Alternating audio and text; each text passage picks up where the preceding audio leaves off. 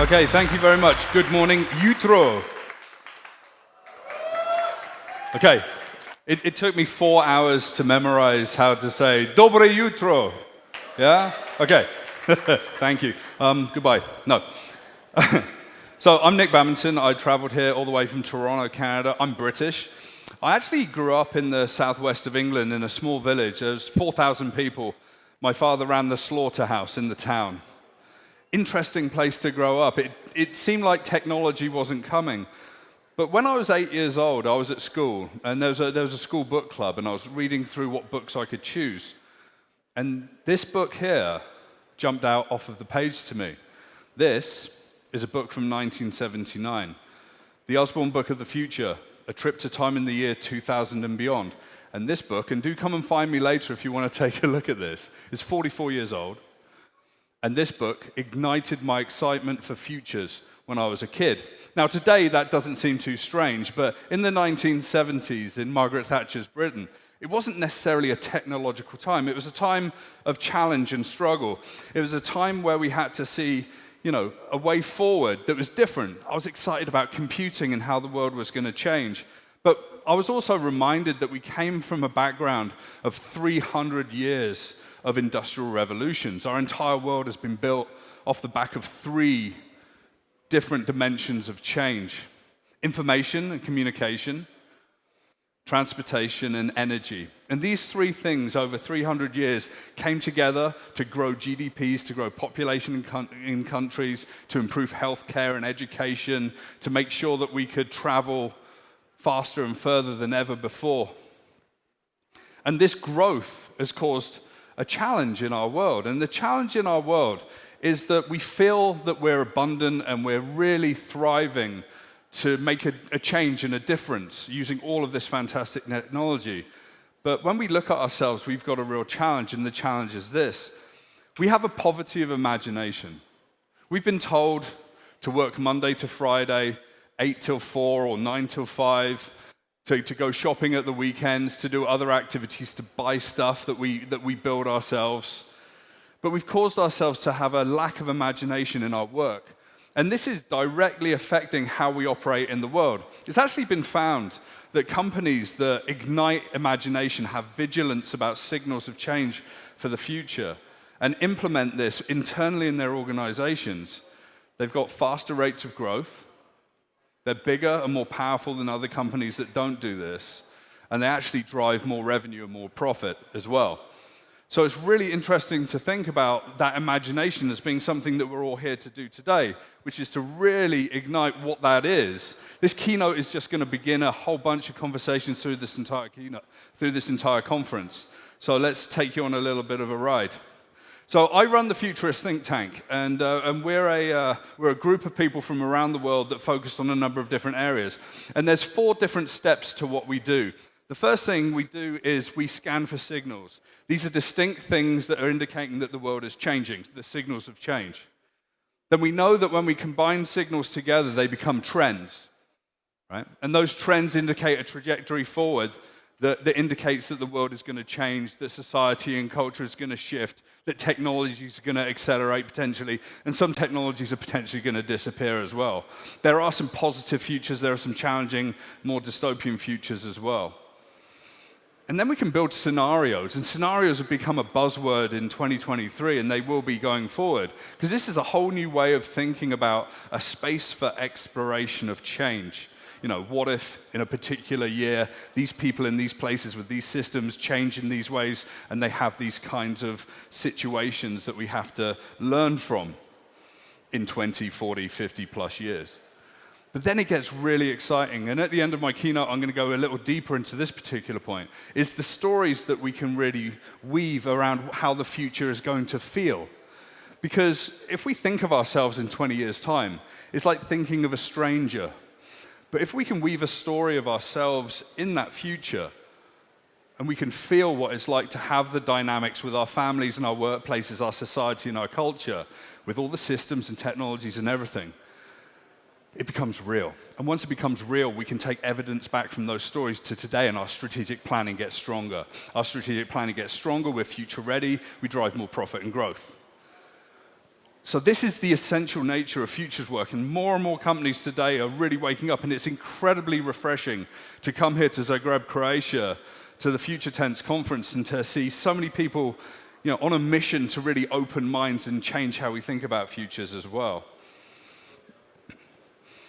Just before I was born, in the early 1960s, there was probably one of the greatest technology futurists doing some really important work in Stanford University.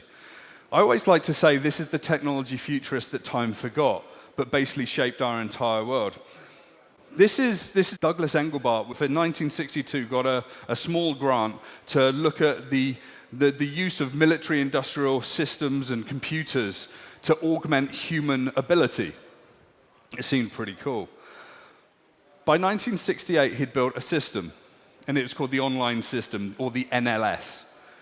And him and his team had actually come up with a whole new way of thinking and working. In fact, in 1968, he took the system down to the Civic Center in San Francisco. 1,000 people came in to see this. They set up modems so they could transfer data 30 miles from where the systems were to the actual presentation, like the first modems. He invented the mouse, the touchpad, desktop publishing, video conferencing. Douglas Engelbart was the reason that we could survive the pandemic with all of the systems that we had to survive. But we've kind of forgotten who this guy is. And the team, Bill English and the rest of the team that he worked with, really pioneered a whole new way of looking at personal computing. At the end of the keynote, 1,000 people stood up, rapturous applause, amazing. And they all went home, back to their jobs, working in computers with punch cards. Because things weren't going to change, right? People doubted that this was going to be something that was going to be significant, that the world was going to change significantly. But over the years, we then took that technology and developed it further. In fact, much of Douglas Engelbart's team then went on to work at Xerox PARC, so Palo Alto Research Center, hugely famous place. And they created the Alto. And they did about 2,000 demonstrations of this system. And the executives at Xerox, they were like, that looks cool, but we're selling copiers, and we've got new copiers, and people are always going to need copiers, and people are always going to need printers. I'm not sure about this personal computer. Who needs a personal computer at home? Seems silly today, right? Anyway, these old white guys, yeah, that's great, keep going on. Anyway, frustrated researchers, they'd come up with graphical user interfaces, a whole new way of working. It was really exciting at the time for those that really got it. But things only changed when one person walked into the room after being told about this and being persuaded time and time again that this was going to be important. And this guy really changed the world.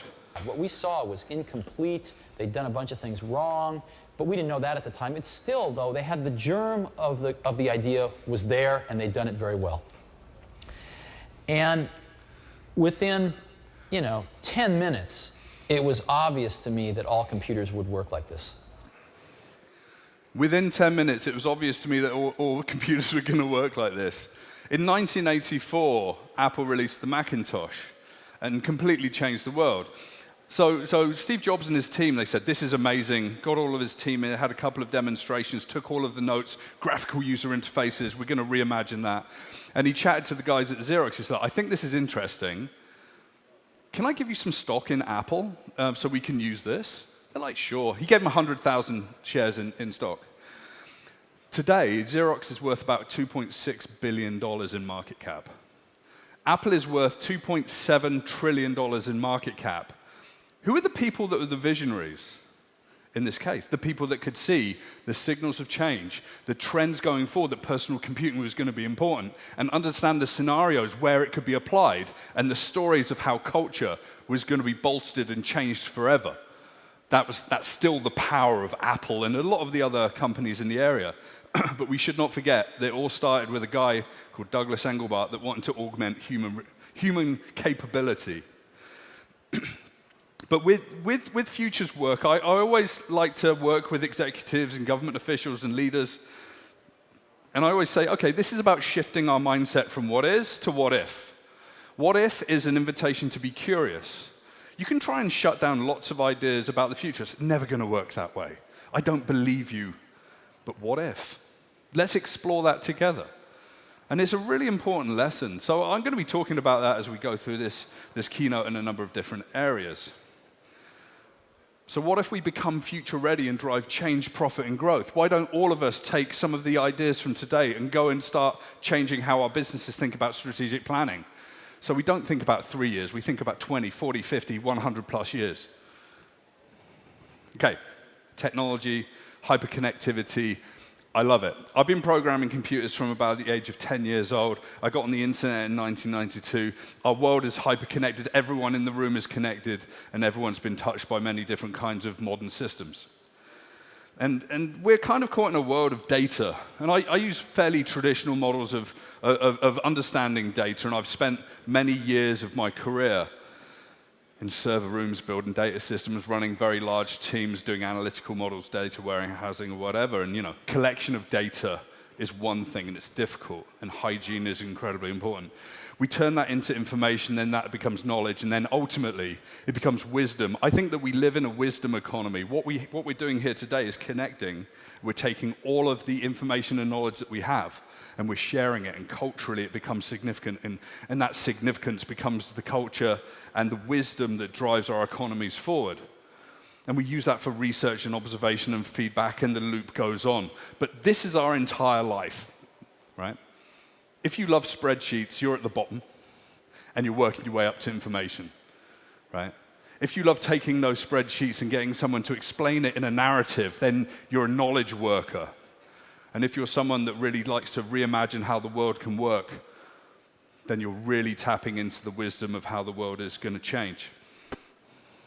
But we have to talk about artificial intelligence. And there's kind of two different things that I'm following that I find particularly interesting.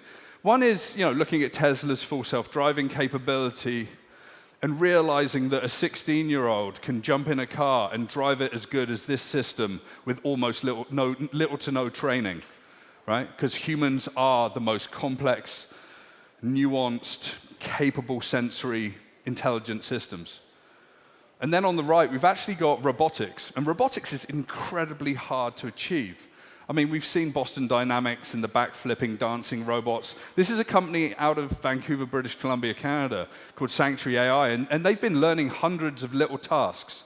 But behind the scenes are humans controlling the robots. And the robots are learning from that input. We train the robots so that they can get better at what they do. We learn from the situation.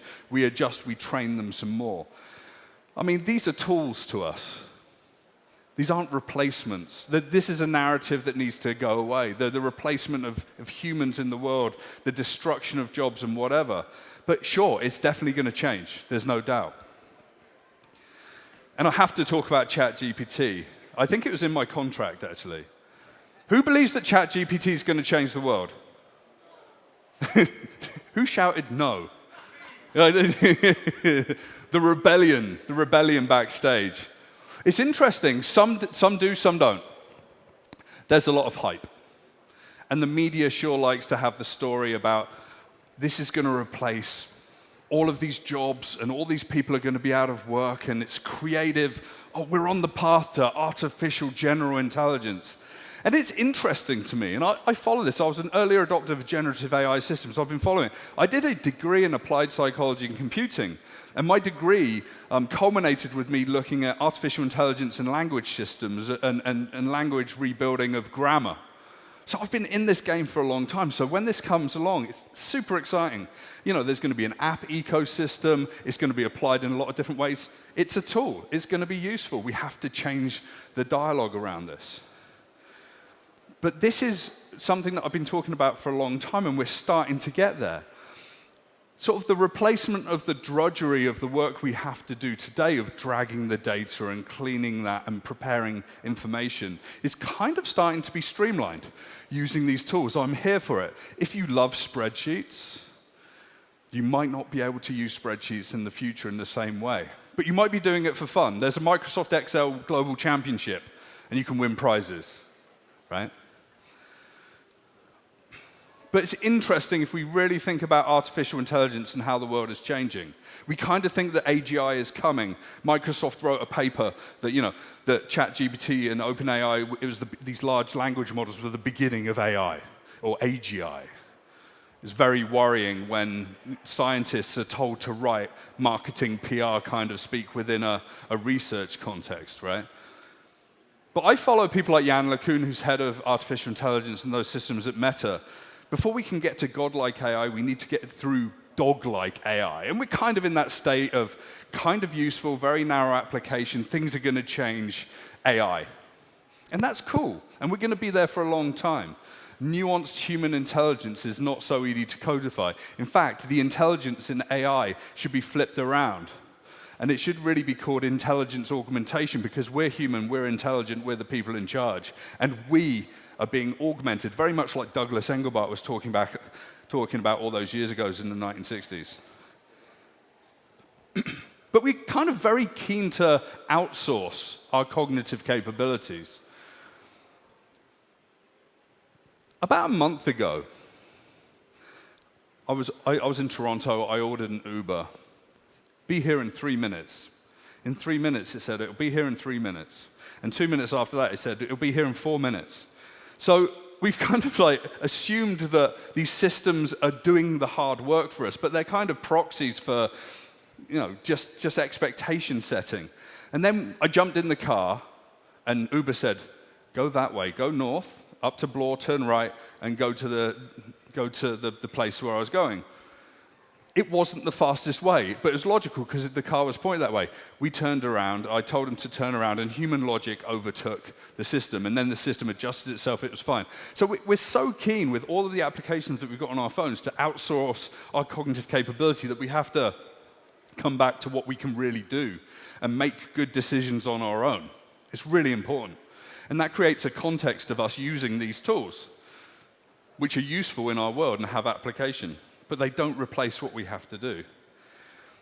I love this story. This is an artist called Simon Werkert in Berlin a couple of years ago. He decided to play the system with Google Maps. He took 99 GPS-enabled phones, and he set them all on Google Maps, and he put them in a little cart, and he walked slowly across the bridge of the Spree in Berlin, causing a massive traffic jam with no cars.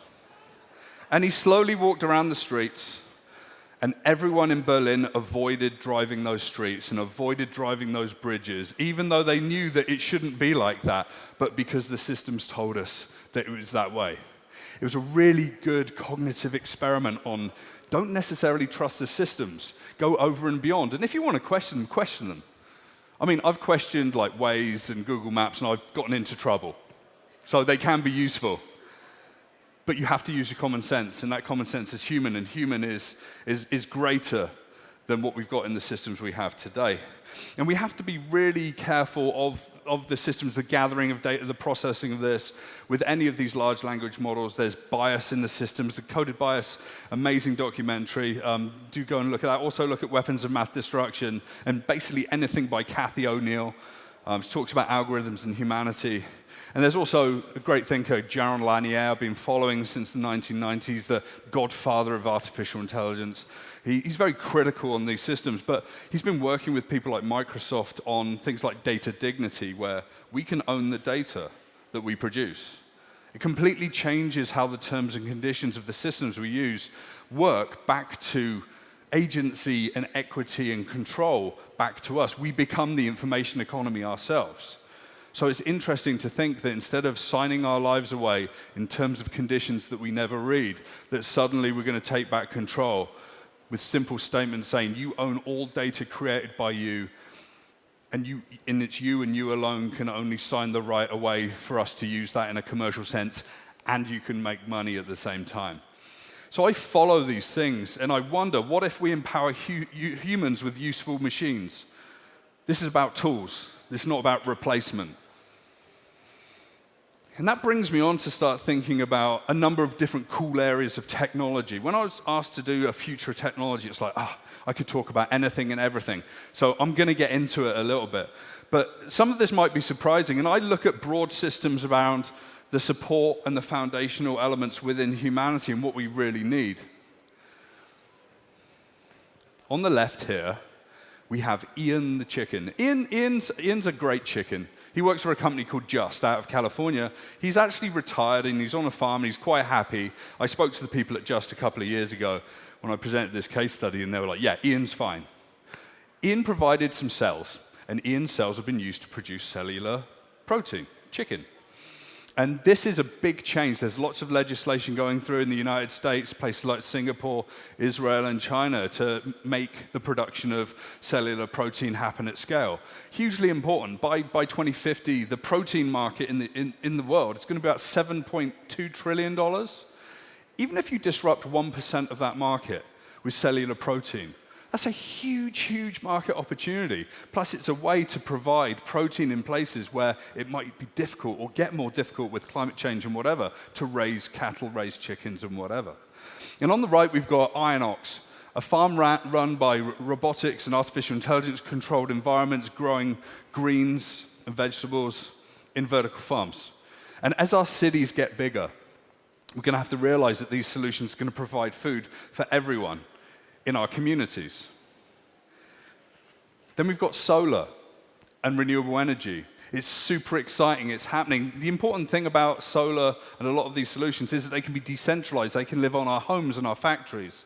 That suddenly we can generate our own electricity. We can really drive our world forward. And then on the right-hand side, we've got the promise of fusion, nuclear fusion. This is a company out of Vancouver as well called General Fusion. There's a joke in the nuclear world, which is, when's fusion coming? 30 years. It's always 30 years away. It's difficult. This is the power of the sun. How can we create the power of the sun to drive us forward? So there's two different dialogues. We can start working on getting solar renewables, replacing fossil fuels. We can also look at the long term as well. Both are important. And then we're thinking about money, and this is a huge dialogue right now in the United States and other countries around the world. Do we stay with cash? Or do we move to full digital wallets? Do we actually go to a central bank digital currency? If we go to a central bank digital currency, do we imagine a world where that's linked to a biometric ID and our qualifications, our driving license, our health passes, our passports? Is that going to control us? And this is the narrative that's being weaved out by the Republicans in the US right now. We're not going to lose our freedom. Freedom is cash. But the world is moving towards this new digital currency. And we're not talking about cryptocurrency or Bitcoin, Ethereum, or any of the other derivatives. We're talking about something that could be incredibly powerful, incredibly useful, and completely disrupt systems that are 40-plus years old that transfer money around the world, like SWIFT, right? But cultural disruption is hard. Then we've got quantum computing. This is a nascent field. Lots of people are trying to work on this and work out how this new way of computing can be used for everything from cryptography and being able to look at proteins and different materials. It's hugely exciting, again, very difficult to work on. And also, as I discussed earlier, artificial general intelligence. How human does that intelligence have to be for us to believe that that's got some kind of sentience as well? And this is a robot by Engineered Arts. It's got a lot of emotion, and it's kind of weird. It's like the uncanny valley. It makes us feel a little strange inside when we think about that. And then we've got the metaverse, and Sophie's going to talk about the metaverse later. It's interesting. Are we stepping into a world where we want to think about technology and that divide and that connection between our physical reality, our digital reality, and everything in between? Or do we want to look at one of the original technologies in the world, plant medicine, and take us deeper to heal the problems that we have in the world by being spiritual? Psilocybin mushrooms, iboga, DMT through ayahuasca, shamanic ceremonies. If anyone wants to talk about this later, come talk to me. I can talk about this for hours. I do not have any of this. Okay? But for 4,000 years, this has been around, and this has been changing societies. But then we've got modern technology that's also going to change societies in similar ways. It's interesting how technology is a reflection of other technology as well. But we tend to kind of overestimate the impact of everything. If you look at the press, it's like artificial general intelligence and generative AI, it's going to change the world. Metaverse is going to change the world. Self-driving cars are going to change the world. Internet of Things is going to change the world. We overestimate. But the reality is as we travel through time, 10, 20, 30 years, it takes about 30 years for technologies to really seep into culture and change it. We desperately underestimate its impact. If you think about smartphones, AT&T never thought that cellular networks were going to be important. And after getting it so wrong, they had to buy their way back in.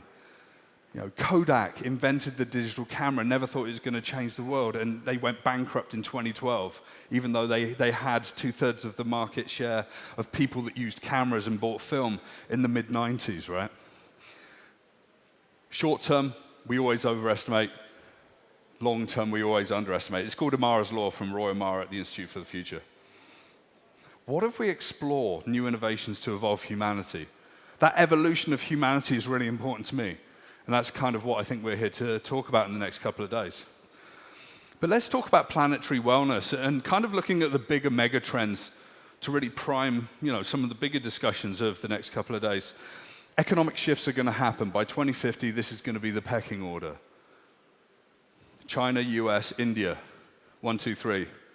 Indonesia, number 4, and Germany, number 5, in terms of economic powers in the world. Just think of the dynamics and the geopolitics between all of these, especially between the top 3, okay? Hugely populous countries like India and China and the United States, and the waning of power in the West and the shift to the East. It's hugely fascinating.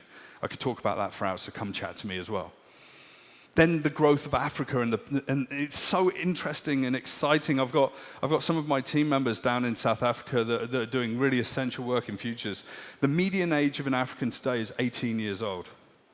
Lagos, Nigeria, is going to become 55 million people and the largest mega city in the world by 2050. 88 million by 2100.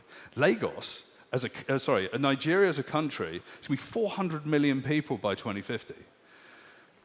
It's going to be bigger than the United States. Imagine the power and the innovative minds and the business we could do with the amazing people in Nigeria. We need to kind of open our minds. We need to change some of the old narratives in the world as well.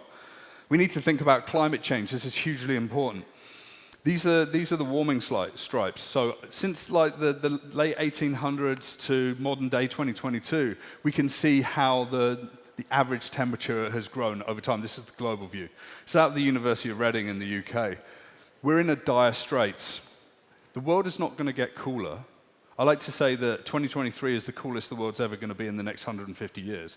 We're not going to find drastic new technologies that are going to cool the world. We're just going to have to find technologies that help us survive the changes that are coming in the Anthropocene.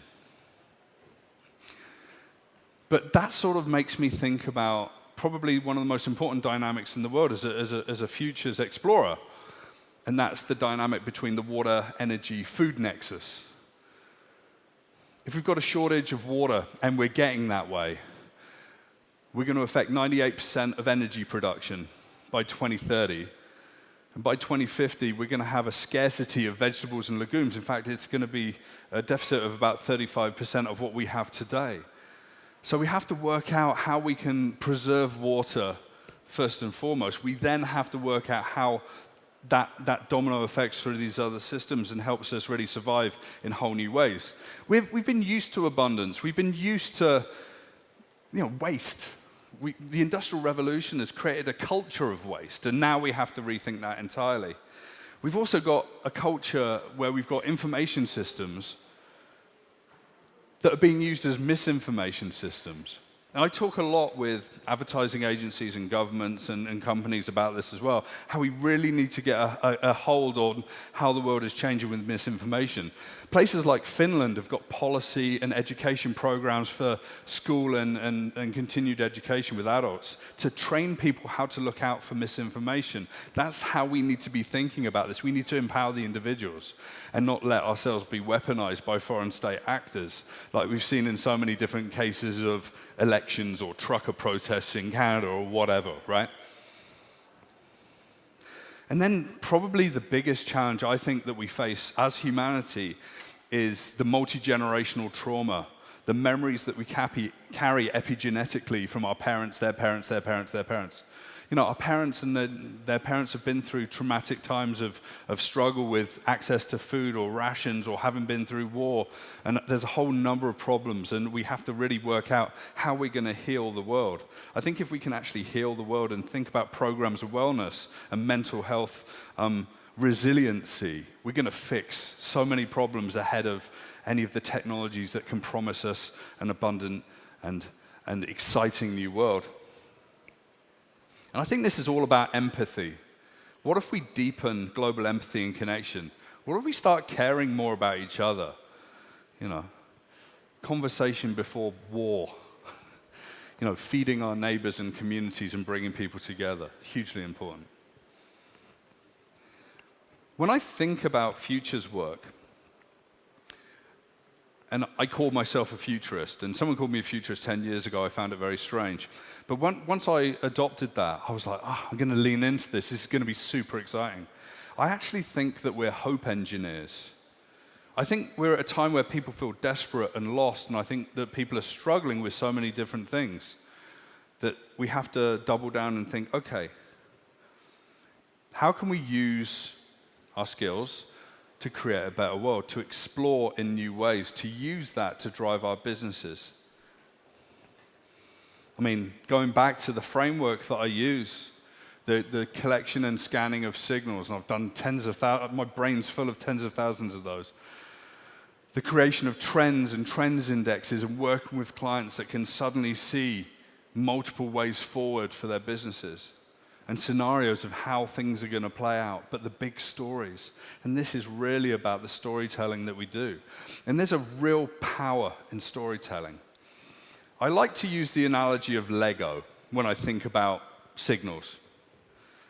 Does anyone know, and if you know, shout it out, does anyone know how many combinations of Lego come from 6 different building blocks?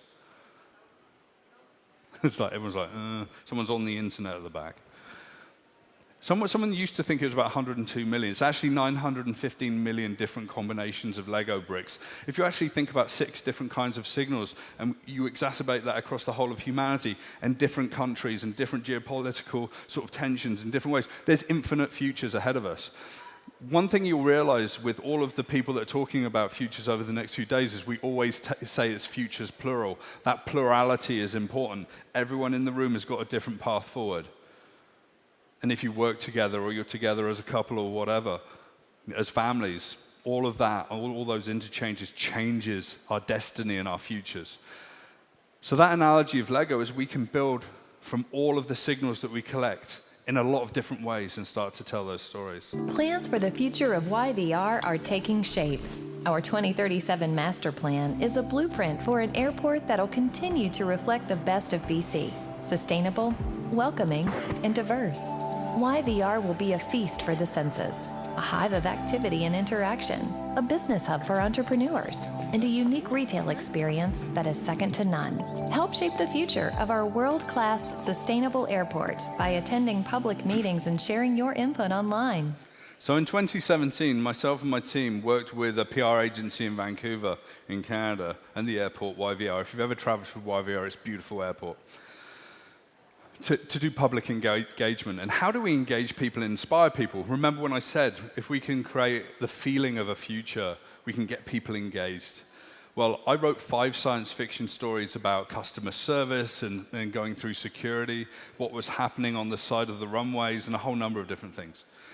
And we pushed it out there on a website, and we did a media tour, and I was on a tour with the CEO and President Craig Richmond. And we had 4 sessions planned. People would come into the airport, we'd do design sessions, we'd get some ideas, we'd make the airport better. We're listening to people. Cool.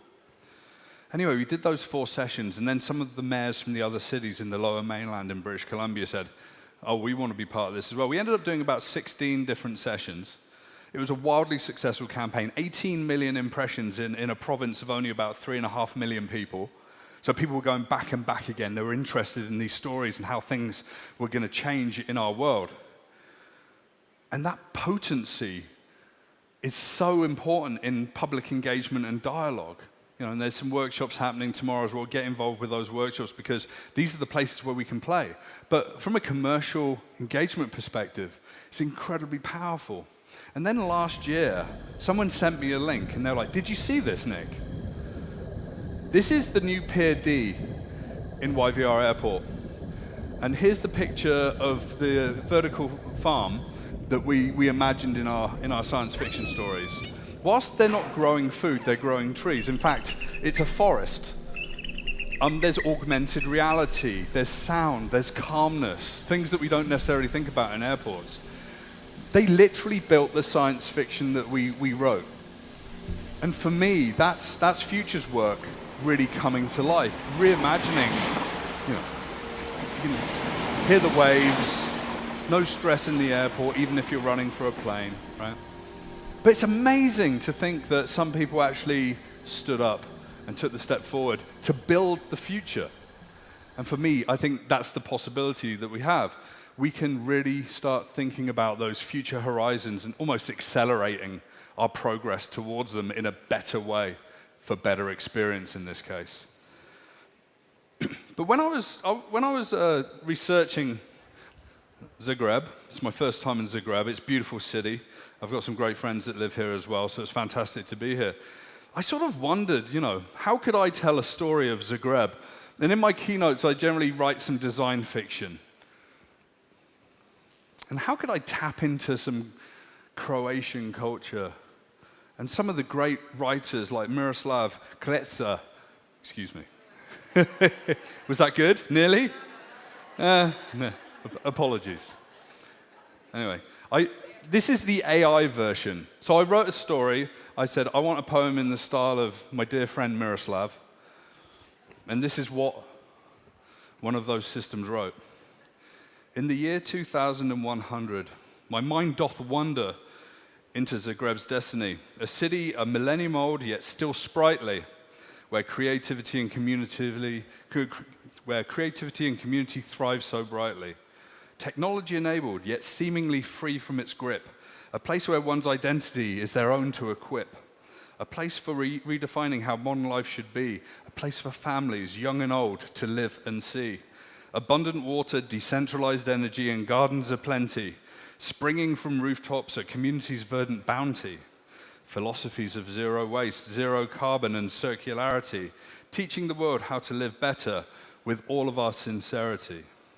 This, our city, Zagreb, in 2100, a world without algorithms, humanity's creativity front and centered, where our imaginations soar and our spirits lifted, a place where human connection is never once shifted. And that's the power of Future's work. It's poetic, it's lyrical, it's interesting, it can be inspirational. There are tons of signals and trends and things that we can explore. We can kind of hatch it up using AI, I apologize, to take someone's potential perspective. But I always like to think that the Future's work that we do is the energy to think bigger and change the world. And in every keynote, I always get asked a question, is like, how can we start this work, Nick? You've talked a lot of cool stuff, and my mind is spinning. Well, I've actually put together a guide on Futurist.com. If you go to Futurist.com/future tense, there's a guide of how to start the process of collecting signals automatically on a daily basis, how to ask the questions, some cool podcasts and people to follow, right? And how to start thinking about those scenarios and signals and start thinking about those horizons ahead of us.